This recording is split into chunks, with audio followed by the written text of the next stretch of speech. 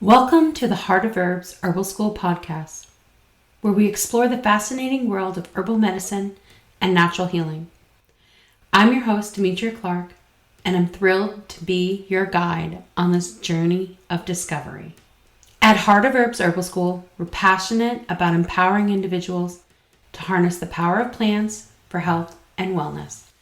Through our podcast, we'll dive into topics ranging from herbal materia medicas, clinical herbalism, sharing insights, interviews, tips, and wisdom to inspire and educate our listeners. Hi, this is Demetra Clark, and today on the Heart of Herbs Herbal School podcast, we're talking about herbal nervines.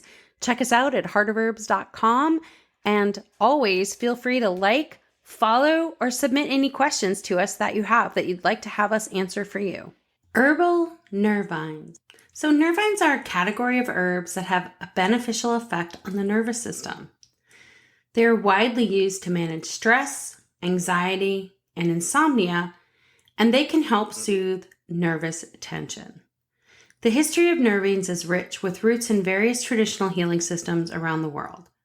Today we will explore some of the most well-known and commonly used nervines. We'll have a little bit of information about their history, but we're also going to cover benefits and how to incorporate them into your wellness routine. So what are nervines? Nervines are herbs that help support and strengthen the nervous system. They can be classified into three main categories: nervine relaxants, nervine stimulants, and nervine tonics. Nervine relaxants help to calm and soothe the nervous system, reducing stress and anxiety. Nervine stimulants invigorate and stimulate the nervous system, improving focus and energy. Nervine tonics nourish and strengthen the nervous system over time, promoting overall resilience and health. So, the history of nervines dates back thousands of years and spans across various cultures. So, they were well documented in ancient Greece, herbs like chamomile and valerian for their calming effects. Traditional Chinese medicine, Ayurveda, Tibetan medicine, and other healing systems throughout the world also have a rich history of using nervine herbs to treat nervous system disorders. For example, in traditional Chinese medicine, herbs like schizandra and reishi are used to calm the mind and nourish the spirit. In Ayurveda, herbs like ashwagandha and brahmi are revered for their ability to enhance mental clarity and reduce anxiety. In medieval Europe, monastic gardens were filled with medicinal plants. Many were nervines, which were used by nuns and monks to create herbal remedies. The knowledge of these plants and their uses was meticulously documented and passed down through generations. Ayurveda and traditional Chinese medicine also have very long historical documentation of use. The benefits of nervines. So the primary benefits of nervines include reducing anxiety and stress, promoting relaxation, improving sleep quality, and supporting overall nervous system health. By incorporating nervine herbs into your daily routine, you can help your body cope with the stresses of modern life and maintain a balanced state of mind. I know when I was a young parent, nervines were so I just loved drinking lemon balm tea when I just needed to calm and center myself. Nervines have a really powerful place in family life. So let's look a little bit deeper at some of the most popular and effective nervine herbs. We'll take a look at their botanical characteristics, historical uses, constituents, and how they can benefit you. So valerian is a really common nervine. It's one that you probably hear about all the time. It's also called garden valerian. Valerian has been used since the time of ancient Greece and Rome for its calming effects, and it has a well-documented history in those eras as a remedy for insomnia. The active constituent is found in the root, valerianic acid, valproates, and various alkaloids, which contribute to the sedative and anxiolytic anxiety effects. So some of the active constituents are valerianic acid, which is a key compound believed to contribute to valerian's sedative and anti-anxiety effects. Valproates, these are iridoid esters and have a tranquilizing and antispasmodic effect. Flavonoids are very rich in this root. Hesperidin and linarin. I'm going to screw some of these up. And that is proof that says you can practice something for over 30 years and still stumble over words. And there's nothing wrong with that. Some of the alkaloids in valerian, and it's really just a small amount, is actinidine and chatinidine, which contribute to its therapeutic properties. It also has gamma aminobutyric acid, which can influence GABA levels in the brain, a neurotransmitter that helps calm the nervous system. Valerian acts as a sleep aid, and it's really common as a sleep aid. You can even find it now in a variety of places. So you used to be able to just find it in health food stores. Now you're finding valerian supplements and pills and capsules and combinations, even in drugstores and in big box stores in the pharmacy section. So it really has been an herb that's reputation has really been embraced. It helps to improve sleep quality and reduce the time it takes to fall asleep without the groggy feeling that's associated with some pharmaceutical sleep aids. It can also help with reducing anxiety and stress. It has a calming effect on the nervous system, helping to ease tension and promote relaxation. It's also an antispasmodic. It has very rich muscle relaxing properties, which can make it useful for cramps, muscle tension, and spasms. It's often used for menstrual cramps and tension headaches. It does also work to support the nervous system. Because it's a nervine, it helps to strengthen and support the nervous system, making it useful for nervous exhaustion and overstimulation. It also has mild analgesic properties, making it great for mild pain relief. You can use it as a tea, a tincture, or a capsule.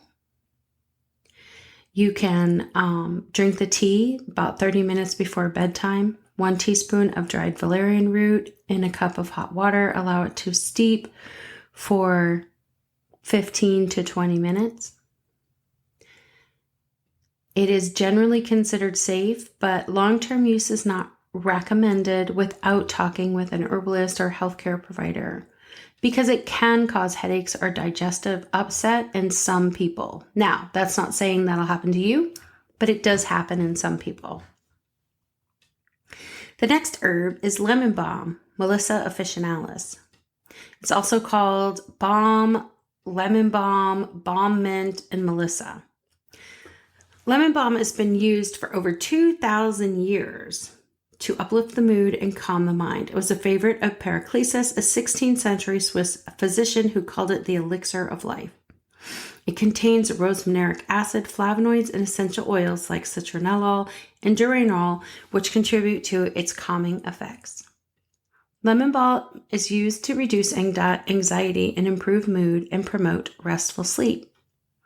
It also has mild antiviral properties, which can really be beneficial for digestive issues. I love using lemon balm with children. So you can use it with a little bit of peppermint or spearmint if you want, but it's like a great herb for calming children, but it's also a great herb for things like tummy aches and not feeling good. And it does work great for children who are anxious. So a lot of people they're like, oh, I'll just use valerian. It's, it's a nervine and it'll be great for my kid. And I got to tell you, some kids go bananas on valerian. They just go off the walls. They get really hyper. It just kind of works opposite for them. I actually have a child myself who is that way when they are on valerian. So he, even to this day as an adult, that would not be an herb I would suggest for him to help him sleep, because it just doesn't work that way for him. So lemon balm can be a great alternative. It's great for anxiety and stress relief. It's widely recognized as anti-anxiety and its effects, and it helps calm the mind and the body, making it useful for people experiencing stress, anxiety, or nervousness.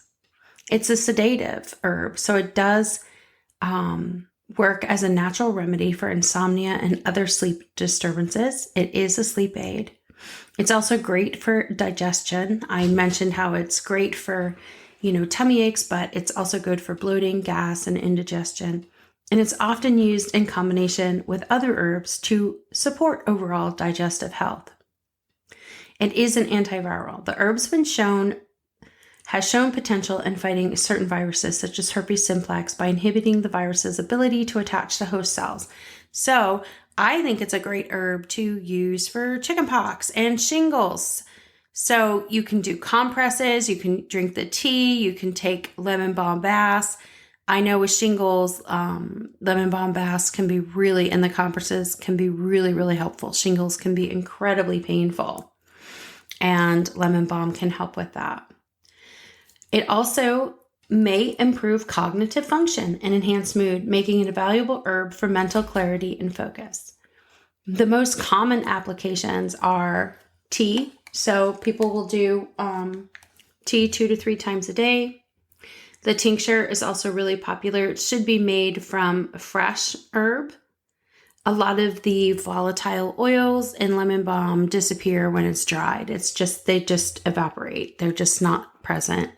Topical use, lemon balm creams or salves can be applied to the skin to treat cold sores or herpes simplex outbreaks. So like chickenpox or other kinds of shingles, things like that. Culinary use, they're great in salads, marinades, or as a garnish for dessert. They add a refreshing lemon flavor to dishes. Now, lemon balm is generally considered safe for most people when used appropriately. However, it can interact with thyroid medication because it can affect thyroid hormone levels. So here's the thing. If someone is suffering from a thyroid issue, then they need to understand and know that they shouldn't be using lemon balm, or they need to talk to their care provider. It's also wise to start in small doses if you're new to using lemon balm to see how your body will respond to it. And look, we're not giving any medical advice in this podcast. We're just talking about herbs. So use common sense when you approach anything. Just because you say, oh, that's sedative, or oh, that can help with my anxiety, it doesn't mean to drink like 47 cups of it. Be reasonable with yourself and be smart. The next herb's chamomile. Matricaria chamomila. And that herb is also known as German chamomile or wild chamomile. It has a really super long history of use in Europe and Western Asia. The ancient Egyptians dedicated chamomile to their gods for its healing properties. It contains apigenin, bisabolol, and chamomazulene, which provide its anti-inflammatory and calming effects. Chamomile has been used for centuries in traditional medicine. The ancient Egyptians dedicated it to the sun god Ra, and it was used to treat fever as an offering to the gods. In Europe, it is widely used during the Middle Ages to relieve digestive issues, soothe skin conditions, and even as a remedy for the plague. Chamomile was also a popular medicine in early America, brought over by the Europeans for its multitude of uses. So that's something to remember when we're talking about how the United States was colonized and settled. A lot of herbs were here, of course, but there were also herbs that people, they very limited baggage, right? You're allowed to bring this much stuff. Everyone's getting packed on a ship. There's only so much stuff that you can bring, right?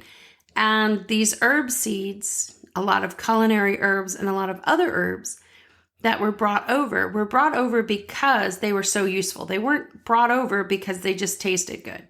You didn't have the luxury of just taste.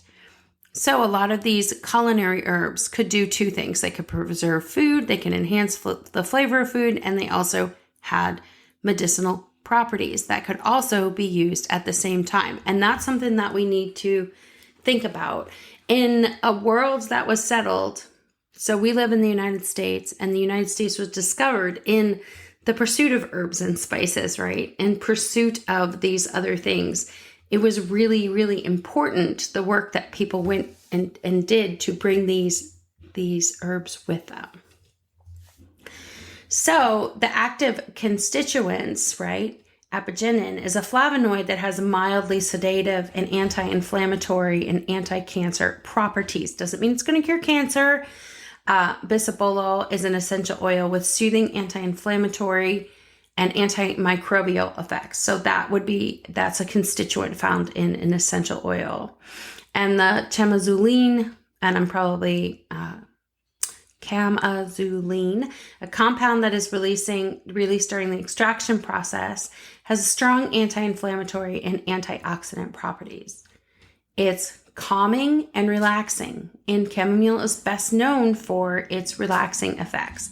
It can ease anxiety, promote relaxation, and is often used as a mild sedative to treat insomnia. It's great also with digestive health, so you could blend it with your lemon balm. It's great at treating issues like indigestion, gas, and bloating. It can also help soothe the symptoms of IBS. It has anti-inflammatory effects, so you can use it for inflammatory conditions such as arthritis, skin irritations, and gastrointestinal inflammations. It has antimicrobial effects. It can help fight infections thanks to its antimicrobial properties. It's particularly effective in treating minor wounds and skin conditions. It's also great for menstrual health. You can use it to relieve menstrual cramps and discomfort thanks to its muscle relaxant and anti-spasmodic effects. Often it's used as a tea or a tincture. You can also have chamomile cream, which is great for irritations, rashes, and burns. You can also use it compresses, salve, or baths. It can also be inhaled as an essential oil to relieve sinus congestion and respiratory issues. The essential oil is also used to calm the mind and promote relaxation, and it can also be added to baths or massages. Chamomile is generally considered safe for most people when used appropriately, but if they are allergic to plants in the Asteraceae family, such as ragweed, daisies, marigolds, and chrysanthemums, they should use chamomile with caution because that's the family it's from, because it can cause allergic reactions. It is considered safe for children and pregnant women, though it's always wise to consult a healthcare provider before using it during pregnancy or breastfeeding. And that goes with any herb, because guess what? We're not giving medical advice here, so get your medical information from an appropriate care provider. Chamomile can interact with some medications, particularly blood thinners, due to its mild anticoagulant effects. So those on those medicines should consult with their doctor before use. You can drink it as a tea or a tincture. We already talked about that. And it is something that is generally safe, though, for most people. Passionflower, Passiflora incarnata. So it's also called passionflower or maypop. It's native to the southeastern United States. And it was used by native indigenous tribes for its sedative and calming properties. European settlers later adopted it for use. It contains flavonoids, alkaloids, and glycosides, which contribute to its sedative and anti-anxiety effects. So the flavonoids include apigenin, luteolin, and quercetin, which have anti-anxiety and antioxidant effects. Some of the alkaloids, such as harmine, harmaline, and harmine, which contribute to its sedative effects. And glycosides, including passiflorin, which has mildly sedative effects.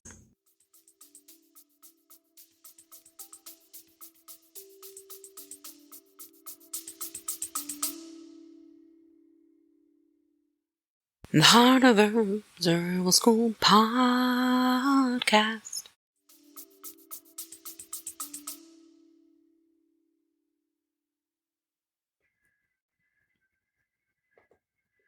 So passionflower is widely used to reduce anxiety and stress. It works by increasing levels of gamma amino butyric acid, GABA, in the brain, and helps to calm the nervous system.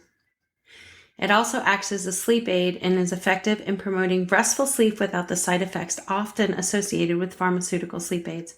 It can be particularly helpful for those who have difficulty falling asleep due to racing thoughts. So as we learn more about herbs, we learn more about herb specifics, right? And so this is good for people who cannot shut their mind off, who cannot stop racing. We've all had time periods in our lives when we've been like that, but I've got to tell you, at times that has been a serious issue for me because I have so much work to do. I have so many things I am like in charge of and, responsible for and like all this stuff. And it just gets like, and this is a great herb for that. It helps to relieve nervous tension and irritability, making it useful for managing conditions like generalized anxiety disorder.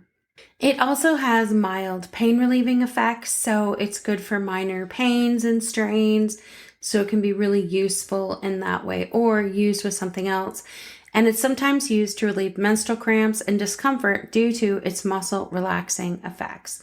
So you can drink it as a tea, or you can take it as a tincture, or you can often find it also in capsules. It's generally safe for most people, but it may cause drowsiness and should not be combined with other sedative medications without consulting a healthcare provider. So do not take passionflower and hop in the car. Do not take passionflower and be like, oh yeah, I'm going to take care of my friend's like 1-week-old baby. Because you don't want to do it where you're going to be dozing off. So it's really good for, nighttime use when you're getting ready for bed, or you're going to be like doing one of those lazy Sundays and you're not feeling great and you just want to like sleep the day away or relax. It's really great for that. The next is ashwagandha.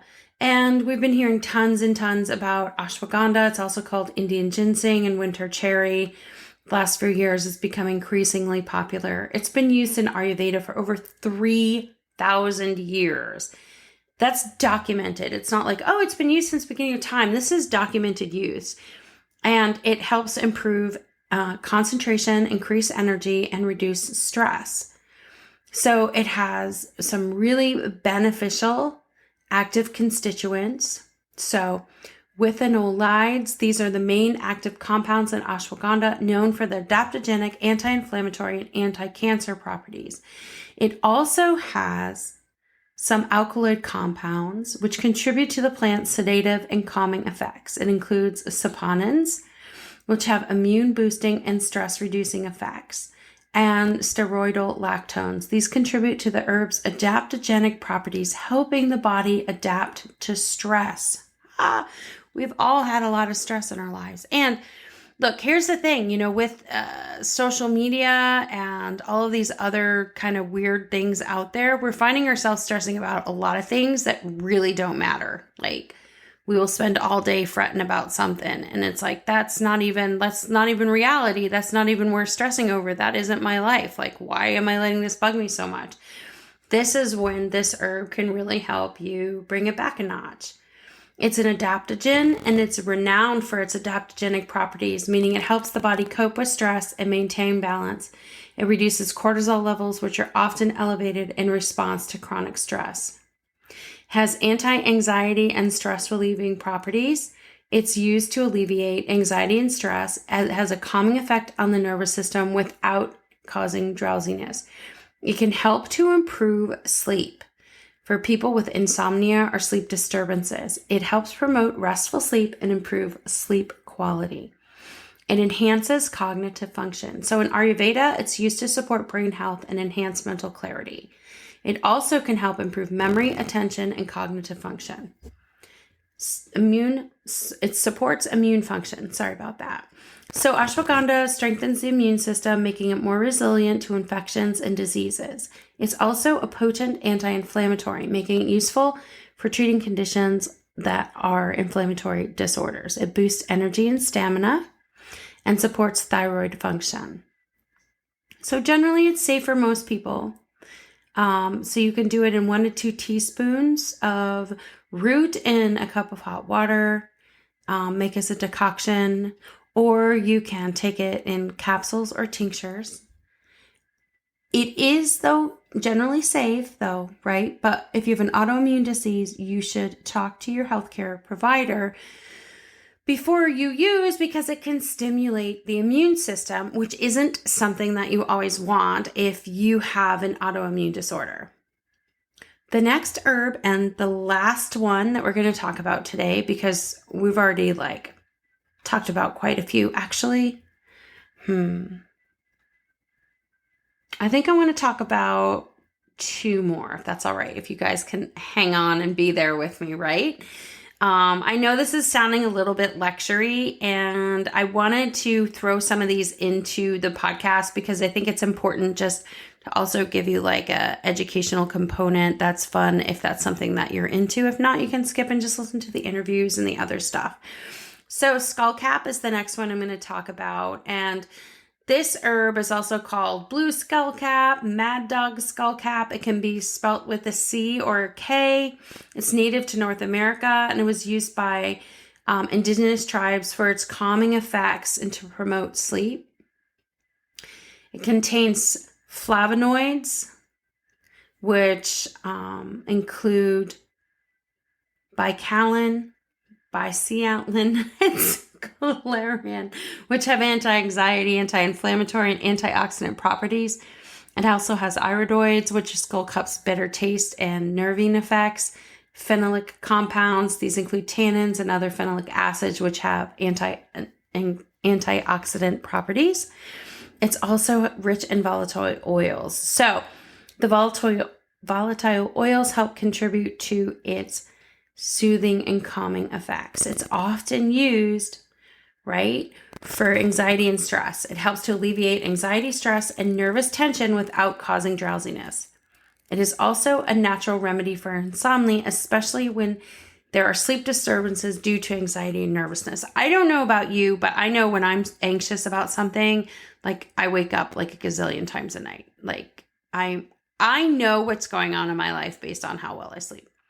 Some people, no matter what's going on, they can sleep 10 hours and not wake up. I am not one of those people. So this herb is great for that. It also is good at supporting your nervous system. It's a nervine tonic, meaning it helps nourish and support the nervous system over time, improving its overall function and resilience. Its anti-inflammatory properties help reduce inflammation throughout the body, and it's an antioxidant. Its antioxidant properties help protect the body from oxidative stress and free radical damage. It also works as a muscle relaxant. So you can do it, again, tea, tincture, capsule. Generally safe for most people. Now, it may cause drowsiness, especially combined with other sedative medications and herbs. So talk to your healthcare provider before you use it if you have to, operate heavy machinery. Look, any of these herbs can be potentially problematic. If you have, I would not give these to my husband before he goes and hops out on the tractor. I would not, I have a son who's a firefighter. I would not say, hey, this will help you, blah, blah, blah, deal with any of that kind of stuff because, hey, that's not a good idea. He needs to be at the top of his game. So if you make the time to shut down, these are good herbs for that. Okay, so now we're going to talk about the superstar of this group. This is probably an herb all of you have used or at least familiar with. It's very, very common and very popular. And if you know what it is, you can give yourself a gold star. So that's lavender. And it's also called English lavender, true lavender. It's lavender angustifolia, angustifolia. It's been used for centuries in Mediterranean countries for its calming and soothing properties. It was a favorite among the Romans who used it in their baths and to scent their homes. I know I use lavender for lots of different things, and I always have, even though lavender isn't one of my favorite scents. It's funny, but it is so useful that you definitely, will find yourself using it, even if it's not one of your favorites. I don't have a problem with lavender. I'm just saying, I love citrus scents in my home. And all the homemade cleansers that I make are, full of citrus essential oils and citrus. It's just a preference of mine. But a lot of people love lavender and products that have natural lavender essential oils, or they use lavender around the house. And that's because it just has this really deep calming effect. And it's really a great anti-anxiety herb. And so the constituents that are common in lavender are linalool, acetate, camphor, and cineol. And so linalool is a terpene alcohol that has calming and anti-anxiety effects. The linalool acetate is an ester that contributes to the sedative and anti-inflammatory properties of lavender. Camphor, present in smaller amounts in English lavender, contributes to its stimulating effects when inhaled, and cineol and oxide has antimicrobial and respiratory benefits. Lavender is used for anxiety and stress relief, and it is really, really well known for that. I mean, it is definitely the poster child for an herb that's used to calm and to reduce anxiety, promote relaxation, and alleviate stress. It's also commonly used to improve sleep quality and treat insomnia. So it can be used as an essential oil. It can be used as an herb in herbal medicine. It's an antidepressant, so it has mild antidepressant effects, making it useful for those experiencing mild or moderate depression or a low mood. It is great for pain relief. It can be used topically to relieve headaches, muscle pain, joint pain due to its anti-inflammatory and analgesic properties. It is wonderful for the skin. So you will see there is never a shortage of skincare products that have lavender in it. Anything from burns, insect bites, acne, or other skin irritations. And it's good as a respiratory support herb and essential oil. It can relieve symptoms such as colds, flu, and bronchitis by easing congestion and clearing pathways. So it's great for respiratory support. You can use it as a tea, a tincture, or an essential oil in aromatherapy. So when you use essential oils, make sure that you use them properly and look up how to use an essential oil in a diffuser properly. You don't want to have too much of an essential oil in a space because that can also have negative effects. So definitely look into that. And maybe we'll add some, podcasts with some more aromatherapists in here to really, we can share our aromatherapy tips with you. Of course, there's lots and lots of information out there. So how to incorporate Nervines into your routine. So one is a tea, right? Tinctures, yep. Capsules, aromatherapy, and topical applications. Those are all great ways to include Nervines. Nervines are a valuable tool in natural health for supporting the nervous system, reducing stress, and promoting relaxation. By incorporating these herbs into your daily routine, you can help your body cope with the stresses of modern life and maintain a balanced state of mind. So, I hope that you enjoyed this and had fun listening. Thank you so much and have a great day. Interested in learning more? Visit heartofherbs.com and enroll using coupon code PODCAST to save 20%. The content provided in this podcast is not intended to diagnose, treat, cure, or prevent any disease or medical condition. It's always recommended to consult a qualified healthcare professional before making any changes to your diet, lifestyle, or health regime, especially if you have an existing health condition. Any of the financial information and advice for starting or maintaining an herbal business is just that, information. It's not used to be a guideline on how you should run your business. Contact the appropriate professionals to help you to have a successful business.